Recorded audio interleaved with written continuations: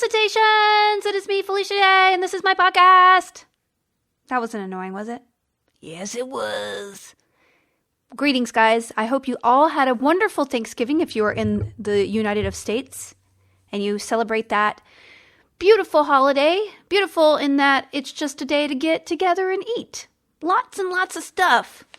As usual, it took like 4 extra hours to cook the turkey. I don't even know why we bother, guys. Like, why don't we just say, hey, let's cook the turkey at 8 a.m. and we'll eventually need... It takes a master, a literal master to get a whole meal out and everything is hot. And I actually bought most of the stuff already pre-made. I mean, I'm sorry, I'm that person. I'm not going to make stuffing from scratch when I can spend like $20 and have the best stuffing ever, right? Or $50, I don't know, not even $20. I think it would be more expensive for me to buy stuffing parts than to make stuffing. Because then I'll have all these extra things just sitting around that I would throw out half of, right? I don't know. Maybe I should have made it. Anyway, next year I'm just going to go out. I say that every year, and I don't do it. My favorite meal, actually, on a holiday was the meal, I think it was 3 Christmases ago? It was right before Calliope was born. There was two Christmases ago. And, because she's almost 2. Oh my gosh, guys, she's almost 2. Anyway, so 2 Christmases ago, I don't know if I've told this story again. I'm sorry if I have. I'm an old lady who keeps telling stories that I don't remember I told people, but I don't think I told you. Anyway, so I bought not a prime rib roast, but like a loin, a beef loin or something. Cause I was like, okay, we'll do like a British Christmas. It was just me, my partner, and my brother, and that was it, right? So we are like, okay, we'll get the cooked beef loin, right? We'll pick, pot roast. We'll get the cooked pot roast. We'll pick it up the day before, put it in the fridge, everything. So I went to this nice butcher and they supposedly had these meals already. I got, 3 sides and the supposed cooked all the way pot roast, and I put it in the fridge. Christmas comes around. I'm like, well, I don't have to start cooking. I look at the instructions. It says, everything has about 30 to 45 minutes to heat up. So I'm like, okay, if I start an hour and a half ahead, I'm going to be totally fine. So at 5 o'clock, I open up the pot roast. Guess what? There is a 5 or 6 pound uncooked pot roast there. It would take 9 hours to cook this pot roast. And it's 5 o'clock on Christmas and I am 8 months pregnant. So I'm hangry. So what happens is we all get in the car and we start driving everywhere. But guess what? At 6 o'clock on a Christmas night, not a lot of places open, guys. Surprisingly. Whole Foods was closed. Ralph's, every single grocery store was closed by then. There wasn't even there's no Starbucks. Couldn't even get a snack, some cheese at Starbucks. Nothing was open. So finally I got on some weird website that said 5 places that are surprisingly open on Christmas Day. And I found this place called, I can't remember. It's called Guegazelia. Guegalatska. Let me look it up, guys, because I don't want to be ignorant. Guegazelia.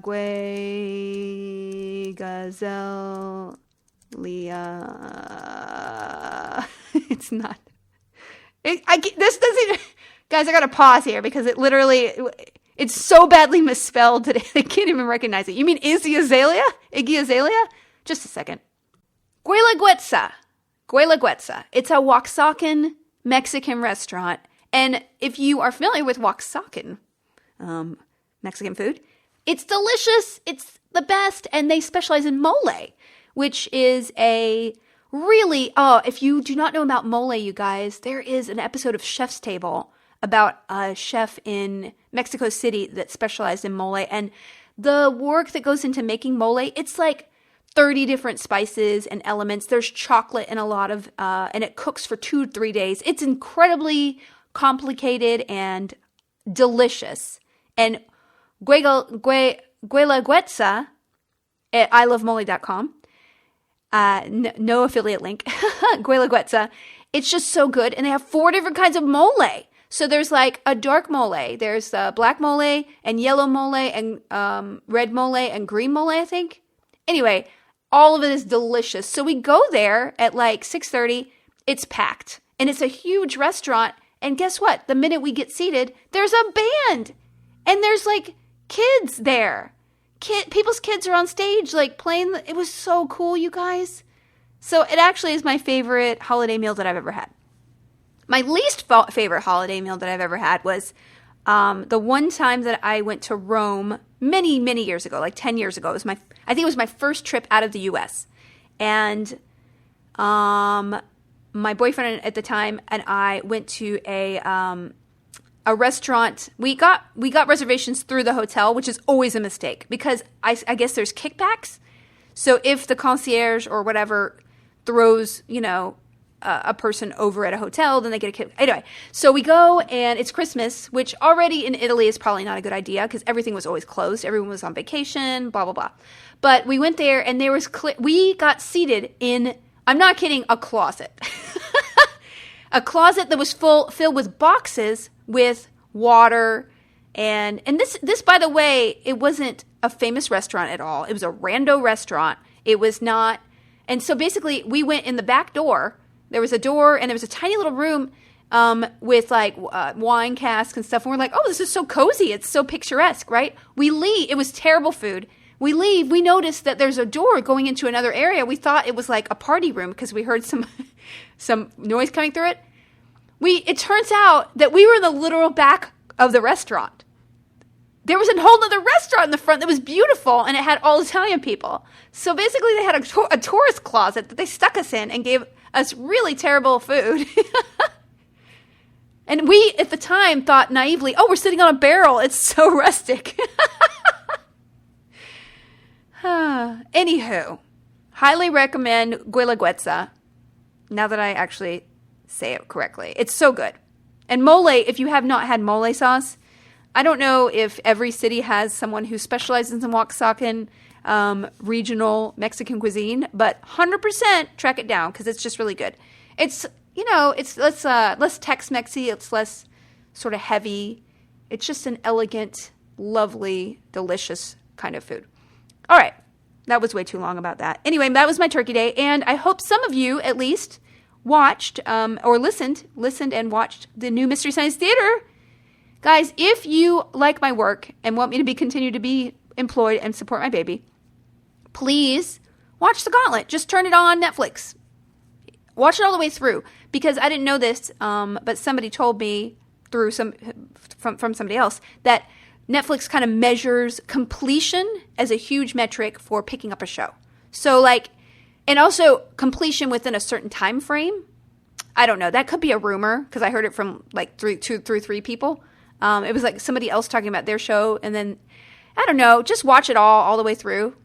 And it's only 6 episodes, guys. It's 8 hours. Listen, it's good for you. It is good for your brain to watch 8 hours of one thing because then you're concentrating. Does that make neurological sense? Probably not. So anyway, I'm on episode 3 right now, and I have the excuse of a baby, but I'm really trying to finish it this weekend. So I'm hoping to watch an episode every night after today. And it's so funny. I have not gotten to Killer Fish. Now, if you are watching Killer Fish, you may recognize a couple of my riffs. I mean, I'm excited to get there to see what actually made it in, but evidently a lot of my riffs made it into Killer Fish. I was one of the writers on that. I was supposed to write on Mac and Me Too, but I got the flu, so I had to drop out. And it was a shorter order this year. We only did 6 episodes, so I couldn't write on 4 like I did last year, which was a bummer because I love working on it. But I did write a sketch, guys. Okay, so if you see there's a sketch with costumes in it, where the bots are in costumes and everybody in Killer Fish, I wrote that sketch. And I walked on set. I think I told you this already, but I'm going to say. I walked on set to go to work the first day, and they were filming that sketch, and I started crying. I mean, it's not like it's going to win me an Oscar or anything, but I don't know. You just see an iconic character have their words come. I can imagine if you were a big Star Wars fan and you got to write a Star Wars comic or something, and you see a character that you grew up loving saying the words that came out of your head. I don't know, guys. It's pretty surreal. So anyway, watch The Gauntlet. We had a really good time acting too. And at one point I shoot a gun that has really bad product placement but makes me laugh so much. I just loved it. So, I don't know. Leave in the comments which part you liked or which episode you liked the most. I'm hoping we get to do more because the whole process from A to Z was great. Okay, and also, my Supernatural episode aired while... I need to do this podcast weekly, really. I actually have a lot to talk about. I was in Supernatural episode. It was the last before the break. And I hate watching myself on screen, you guys, but I have to say I did watch that episode and I was super proud of my performance just because the connection between Sam and Charlie was only explored a little bit toward the end. And I love that I got to play a character that is fundamentally the character I played before, but then not really because she has the experience that the other character never had. So she's more mature because she's seen a lot of crap. And she's reacquainting herself with someone who meant a lot to another version of her. And obviously, I think would mean a lot to her if she knew him better, but they're just getting to know each other again. And I thought that Jared did an amazing job playing that because, I mean, that's a really complicated, layered thing. Like, you see somebody, it's like finding somebody's identical twin and thinking, I've done that before. My friend Enver, who was in Dollhouse, and he was also in Agent Carter and stuff like that, he has a identical twin that I didn't know about. So I went to my friend Deechin, who also was in Dollhouse's wedding, and he went up to me and he's like, hey, how's it going? And I swear, and then he was looking at me really funny. So I was getting like creeped out because I was like, why? Did I do something to piss him off? Like, he wasn't acting like a friend. He was just acting like very aloof and standoffish. And I swear to God, guys, I thought I just had snubbed him or something. And then it turned out that it was his identical twin brother, which never really resolved itself because I don't know if I talked to his twin again. I'm not sure. Maybe I did. Who knows? Somebody I know just had identical twin girls, and I'm kind of jealous. And then yet, I think it's kind of challenging to grow up with identical twins. Like, I mean, you're going to be able to tell your twins apart, I assume. Would you not be able to tell them apart? Is it confusing? Do you get them a tattoo? I don't know what happens. Different haircuts. A lot of people just dress their identical twins exactly alike, which I get enraged about. But any conformity enrages me, guys. You know that about me. So, I hope you guys enjoyed some of my acting. I got to do that was a lot of acting. That was my acting for the last half of the year. And I love acting, you guys. Your career goes up and down, and right now it's not a particularly acting-focused part of my world, not intentionally. Ever since I had my baby, to be honest with you, it's definitely proven a little more challenging to just be out there in the acting world, and I'm not sure. I can't tell whether that's my desire, me hitting the pavement, whether it's, agents or whatever, or just kind of a dip. Everything ebbs and flows, and I have to remind myself when I have the downs, which, by the way, the last month, I'm sure if I listen back to my podcast, I'm like, oh, you really have been depressed. Well, I definitely have been depressed the last couple months, and I think that maybe that's just I go in cycles. So it's been hard for me to get my stuff together, be organized, be hopeful, and sort of fight those feelings that sort of drag you. It's an undertow of depression that is like, hey, if you just give in to what I'm thinking, you're going to be really down for the next month or so. And so I've been fighting it really hard, but there's that sort of inevitability of it because your brain is chemically just not in the great place. And so I feel like I just have been bouncing back in the last several days. I've also gotten more sleep a little bit. So things are kind of looking up. I thought I weaned Calliope completely from my boobs, but that was just yesterday. So yesterday she did not want to drink milk for the first time. I've been down to like one time a day for like a month. You guys want to hear about my boobs, right? And so, I was so shocked because she is addicted. Like, it's like me and coffee in college, right? It's like, give me more. I want more. But yesterday she was just like apathetic, and I was like, oh my God. So literally for 12 hours, I thought I was free. I thought, okay, this is it.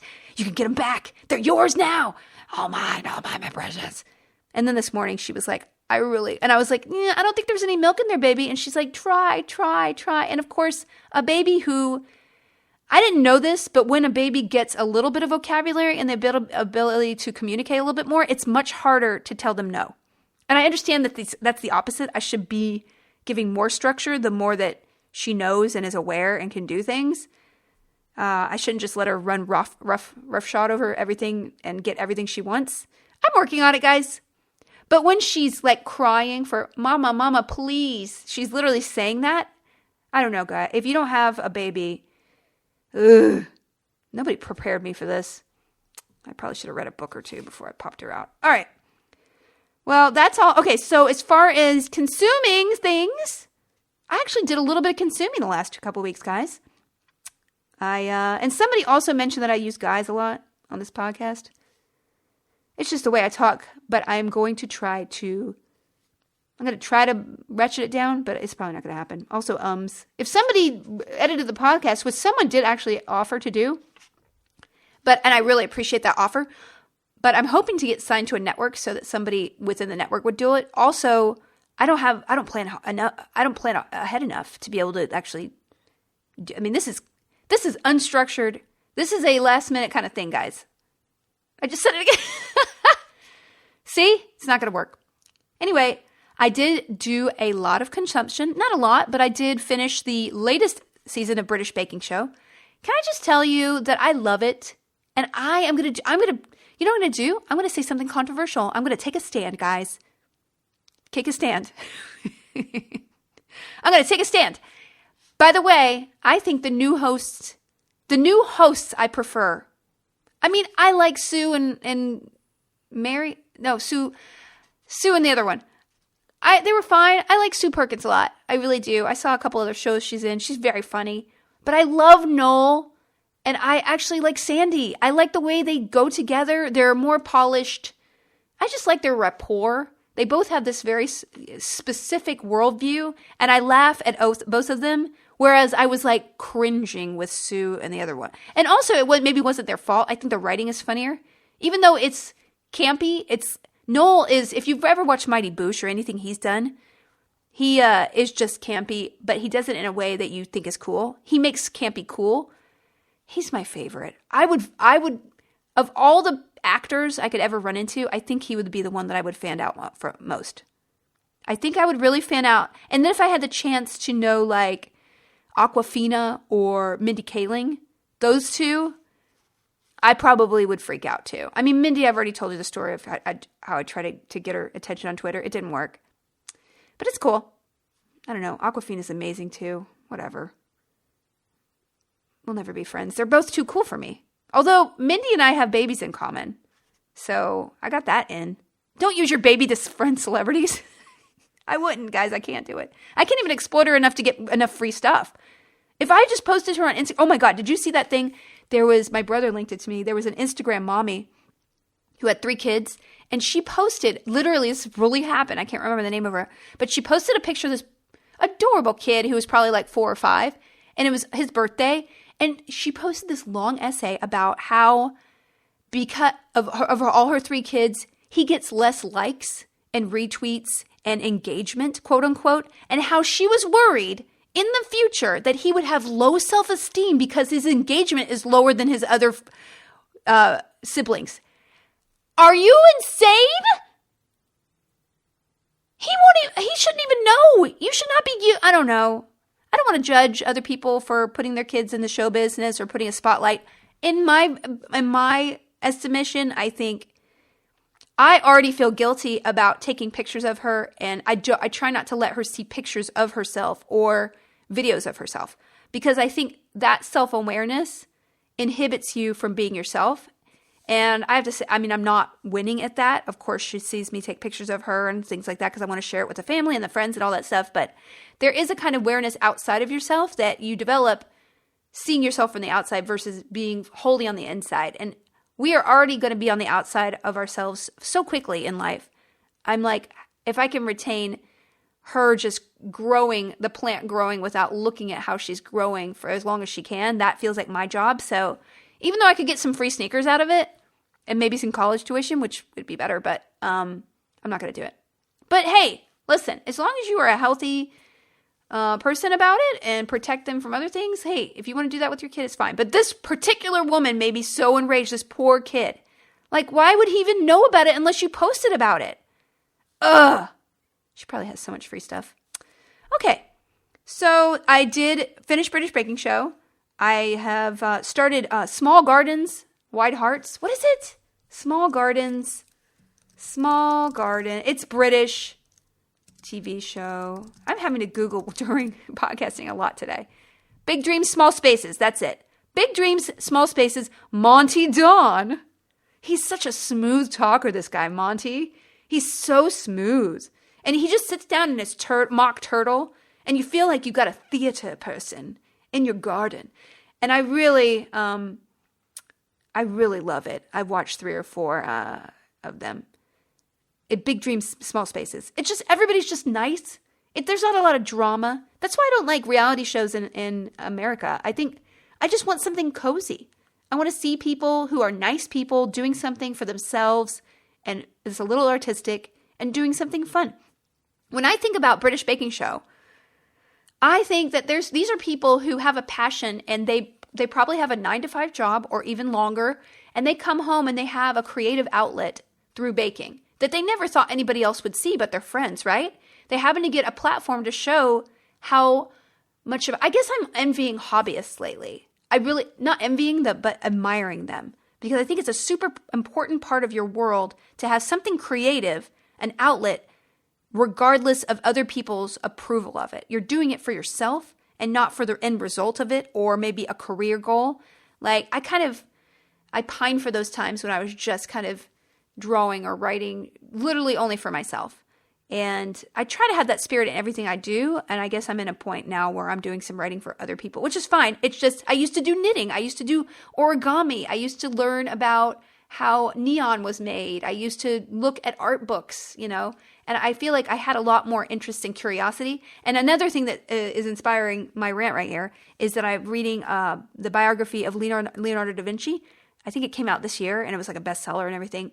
And I'm just starting it.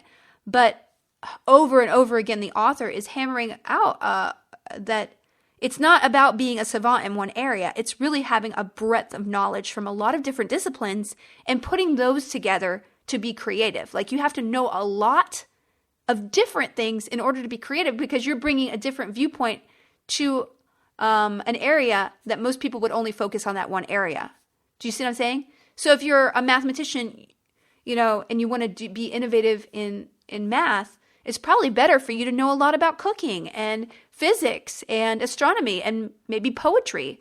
So, and that breadth of knowledge is going to help you more to be an innovator and a creator than just being the best, quote unquote, as far as knowing the best and the most in your field.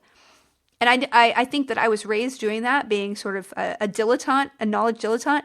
And over the years, especially with like geek and nerd stuff, I kind of narrowed my focus. I would take all the things that really interest me and that happened to fit in this geek mold, and I sort of narrowed my focus from other things. And so I'm kind of like trying to encourage myself a little bit to, grab other things. And also just because having a kid, it's hard to have a hobby at all. So I really miss kind of role playing with my friends or playing video games or reading comic books. I have like a stack or reading literature and fantasy novels and things like that. And so I think I'm in a point right now where I need to diversify my knowledge base, and I need it to probably be from things outside the geek world so that I can bring them back into the geek world and have more of an innovative spirit, which is basically what makes me get up in the morning when I'm inventing new things or creating or whatever. Anyway, that's my tip. And basically, if you read the Leonardo da Vinci biography, he was that person. He had a passion. He wasn't, you think of him as an artist. He was a scientist, really. Sorry, somebody sent me a text. It was about, I'll tell you exactly what it is. Live Felicia text. Hey, I saw The Favorite this weekend. I forgot to tell you. I think you would enjoy it. Thank you, my friend. I don't know what that is. Is it a TV show? Whatever. So, yeah, it just basically, Leonardo was fascinated with science, and he was fascinated with physics. He was fascinated with how the natural world expressed itself, the human body. So he really was a person who was fascinated with how the world works, and he was able to bring that into art. And that revolutionized art because it was sort of that verisimilitude that he brought, the anatomical, the perspective, expertise, and authenticity to real life that really influenced Renaissance art. Or so I hear, because I'm only in chapter 3. Anyway, so I'm going to be plowing through that. I did allow myself a little bit, guys, to read another book. Okay, so last week I didn't sleep, and I really got to the point where I'm like, I need to be drugged or whatever. But it was really just anxiety. I have an anxiety disorder, and I think it was flaring its head because of weaning the baby and not sleeping. I've just read this article that said that the same parts of the brain that sort of are activated in an anxiety disorder are active when you get sleep deprivation. So in essence, sleep deprivation mimics or enhances anxiety or exacerbates anxiety because it's sort of the same parts of the brain that are just lit up in a sense. And I'm like, oh, that makes sense. I'm not broken forever. I'm just activating the wrong brain cells. Let's unactivate them. But I did read this amazing book. It's called Senile's Ascent by Josiah Bancroft. And what's interesting about this book is that it was self-published. So this guy self-published this book. It became a phenomenon. Kind of like Wool. Remember, did anybody read Wool? That was a self-published novel that became a huge phenomenon as well. I think they tried to make a TV show or a movie out of it and never went. But so anyway, I'm on the second book of it. I think there's 3 books. There's one. The third one is out in January or 4. There's supposed to be 4. I loved it. It's incredible. It's about the Tower of Babylon. It's kind of the Tower of Babylon. And so it's sort of I can't tell if it's a certain, it's a fantasy era, but I can't tell what era. It's very steampunky. So I'm thinking kind of like 18th, 19th century. So essentially, a guy goes there on his honeymoon and loses his wife, and he has to go into this crazy tower that feels like it's bigger on the inside than it is on the outside. It's just very bizarre. And I don't know. It's kind of like Star Trek where you go to a different planet every month. That's kind of how it feels. So I highly recommend it. It's very, very good for fantasy lovers that want something a little off and different. And the writing's great. There's some awesome female characters and guy characters. Just the characters are great. So those are the books that I've been reading, and I allowed myself to read, and it did not, it made me happy. It made me happy just to get some great other people's creativity in my brain. And also, guys, I really think this cured my depression, and I'm not even joking. Not cured my depression, but it allowed me to work better so that when my work was going better, I was less depressed. Okay, let's just be clear about that. I'm not saying play an iPhone game to cure your depression. I'm saying that playing an iPhone game, a new one called there's a new Kingdom Rush. And you guys know I love tower defense. So, anyway, Kingdom Rush had a new one release, and I played it for 4 days obsessively. And I'm not kidding. All my writer's block on this project that I'm working on, I just suddenly felt it was possible. I didn't solve my problems, but I overcame the idea that I couldn't solve my problems. Does that make sense? And I think that's half of it. Because if you're like, okay, I can beat this, you're willing to be like, let's try this, let's try this, let's try this, let's not do this, let's try it. Oh, it didn't work. That's okay. I'll start over again. So it's sort of like this grit that you get. And I think maybe that's playing a video game helped me activate my grit again. So love it. It's kind of like a little more geared to free to play, but I spent $2.99. I bought the game for $4.99, and then I spent $2.99 on one hero, the succubus sort of like vampire hero, and basically I have not spent any more money yet, and I've still gotten 3 stars and everything. I might be a savant. Who knows? I'm not. Okay. Well, last thing I need to talk about before doing a couple questions is my latest obsession, which is my Instant Pot. My Instant Pot, guys. It's a pressure cooker. And I clearly am naive and not exposed to the way that the rest of the world cooks their food. Because when I discovered the glory of the Instant Pot, everyone's like, oh yeah, those are great. I'm like, where have I been? I mean, clearly I don't really cook. You guys know that about me. But I used to bake a lot. But that's not the same as cooking a meal. And so I kind of left that responsibility up to other people in the house. I don't know. I'm not lazy. It's just I have a baby to take care of, right? I'm not going to cook. But now I am, because now I know. And also my mic is peaking. I don't know why that is. I'm sorry. If anybody's going to complain about it, I apologize. I'll fix it later. But anyway, so this Instant Pot, you guys, is incredible. I love it so much. I made a whole chicken in it tonight, and it's so easy. Nobody's paying me for this, by the way. And in fact, I went and bought my Instant Pot at Sur La Table last week, and then Amazon had them literally half off 3 days later. And I had used it, so I couldn't return it. I'm so angry. So I wasted $60, but it's cool. I'm cool. I'm not bitter about it. I am bitter. But it's fine because I almost have probably paid for it in all the money that I've saved. I made some amazing white bean and sausage stew. I made some turkey chili. I made some garbanzo beans from just dry garbanzo beans, put them in there, boom. An hour later, I had garbanzo beans. What? I also had made a whole turkey, and it was so easy. You just saute it, then you put some stock in there. This is the thing. I have burnt more meals than I've eaten because I just forget. I put something on the stove, and the whole idea that I have to come back and stir it is just outrageous to me. So that's really the limiting factor of my participation in cooking. And so the fact with the Instant Pot, you just throw it in there, turn it on. Yeah, it takes longer than you think because, of course, 10 minutes means 40 minutes because it has to heat up and then cool down. But still, I don't have to think about it. I'll forget that I cooked something. I'll be like, oh, I made chili. I forgot. It's ready. Let's do it. Right now, you know what I'm making? Bone broth. Making some bone broth, you guys. I don't know if that's, I don't know if it's good for me or not, but I'm making it. I've never made broth ever. Why would I make broth? You can buy broth. This is incredible. I'm going to make a cheesecake. You can make a cheesecake in there. I'm going to make a cheesecake just out of principle. I don't even like cheesecake. I want to make a cheesecake in an Instant Pot. How can you steam a cheesecake? I'm going to find out how. You can make a dozen eggs in there. You can make, I sound like I'm on QVC. Nobody is, hey, listen, I should put an Instant Pot just on my Amazon shop list. So in case somebody wants to buy one, at least give me an affiliate link. I don't even want to do that. It's so tacky. I promise no one paid me. I paid $150 for my Instant Pot when I could have gotten it for $80. I'm so angry about that. Ugh.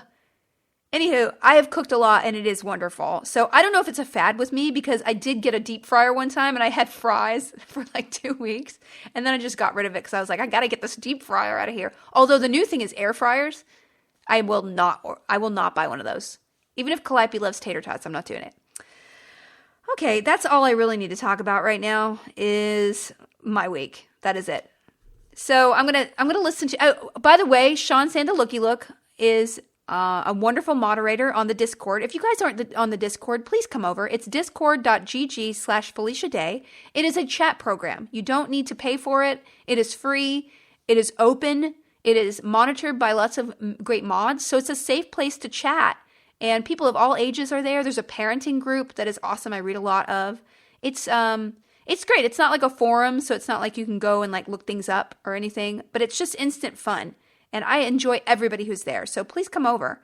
So Sean, who's a moderator there and also monitors, runs the Vaginal Fantasy book club that I no longer do, but he keeps it going, which is awesome. They keep reading great books that I keep picking up and not finishing, but not for their problem. It's just I'm not getting through stuff. But he compiles all the questions, and I noticed that a couple have gotten lost. So I'm going to go back to old questions and new questions every week. Okay, quick, 3 questions, because that's what I've been doing.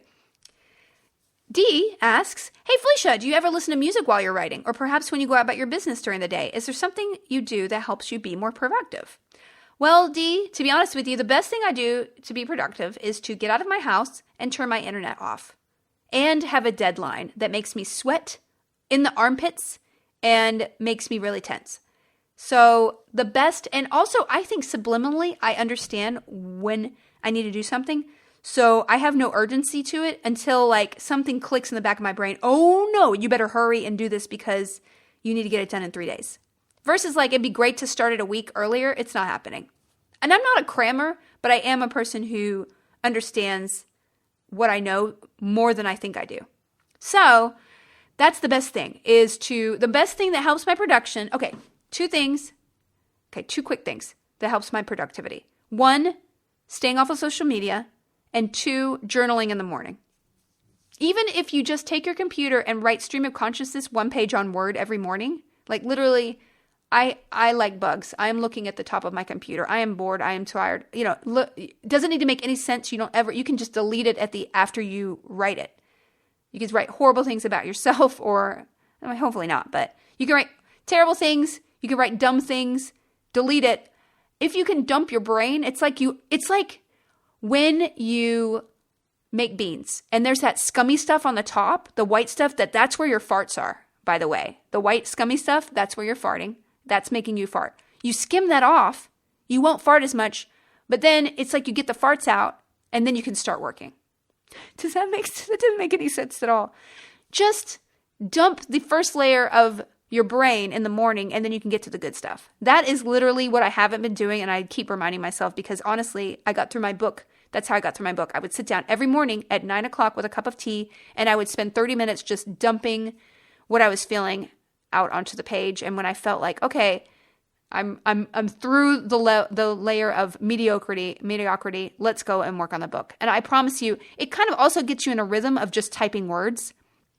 And that's really, especially when you're doing a book or something, it's volume. It's just getting through, having a small plan. And there's a really good book by Rachel Aaron that if you're writing a book, it's wonderful. And I'm looking it up right now because clearly 10,000 words a day. I don't know how, 2K to 10K, writing faster, writing better, and writing more of what you know. It's by Rachel Aaron, who's a wonderful, wonderful author. If you have not read her books, there's a book called Fortune's Pawn she wrote, which is great. And so 2,000 to 10,000. First of all, I don't know if I've ever gotten up to 2,000. I think I got to 2,000 when I was writing. It took me 2 months to get up to from 500 to 1,000 to 2,000 to I think I topped out at 4,000 when I was writing my book. But if I was a professional, book author, if I could get up to 10,000, oh my gosh. So I really love this book. And I thought it had some really good practical knowledge. And my friend John Rogers, who's an incredible writer, also recommended it on Twitter as well. So I would recommend that book. And anywho, so that's what I would recommend. And because when you're creating, you need to think about yourself rather than how people are perceiving you. Okay. Second question, Blair Beveridge. Hey, Blair Beveridge.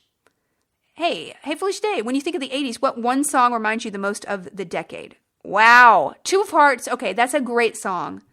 But, oh man. It's gotta be Depeche Mode, right? Or you know what? I'm a Duran Duran fan. So Hungry Like the Wolf. It's so 80s. It's so 80s. Or I Ran. A Flock of Seagulls, clearly. A Flock of Seagulls, I think there's two 80s. There are two versions of the 80s. You can go Brit synth pop, which is what I associate the 80s with. Billy Idol or Flock of Seagulls or Depeche, those kind. Or then you have Lionel Richie, okay? Who's incredible. Dancing on the Ceiling is the number one, right? So, or even Madonna, like a prayer or whatever. It's two different kinds. Journey's more 70s, right? Anyway, thanks, Blair. Great question. Okay, last question. So, Austin Higgins asks, this is a new question. My question for you is, can you describe more about writing from your own experience without just painting a picture of your life? How do you add elements of fiction to remove yourself a bit without making your work totally an autobiography? That's a really good question, Austin.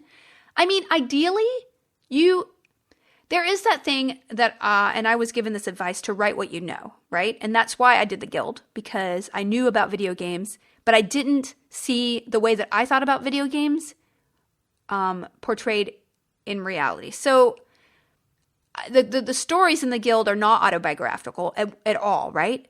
But, I have a mom who is a little overprotective, right? So you take things in your real life and you just kind of vamp them up, you blow them up. Codex, I've never, burned a cello. I had to make all that up. But I did have a point in my life where I was addicted to video games, and I was like, well, why? What kind of person would have that problem? So, you are an infinite library. You're a library of infinite interestingness, right? And so every volume is a different aspect of yourself. a different phase of your life, a different interest, a different passion, a different person you know. And so if you think about yourself as infinitely interesting like that, with a huge volume library, you just start taking down books and start combining them. So like, if you have a passion for noir detective novels, right? And you're like, I just want to create something in that kind of world. What am I going to put in there? And then you think, well, what is personal to me? I think you always have to have something personal to you. Personal that meaning it means something. Because ultimately for your creativity to stand out, it has to reflect you as an individual in a very unique way. So the best thing you can do is know your library. Because then you'll be able to pick and know what you want to say. Know the kind of books you want to get out to give people, to be like, in this combination, this is who I am and what I think you'll enjoy. So, and also, what do you want to say about noir? You don't want to, I think that's the mistake. And I have definitely gone down that road. It's like, I want to write this kind of show. I want to write I wanted to do like not a Buffy type show, but like a teen set of Shadowhunters show. And I had a really great concept on top of it, like a big concept, a hook.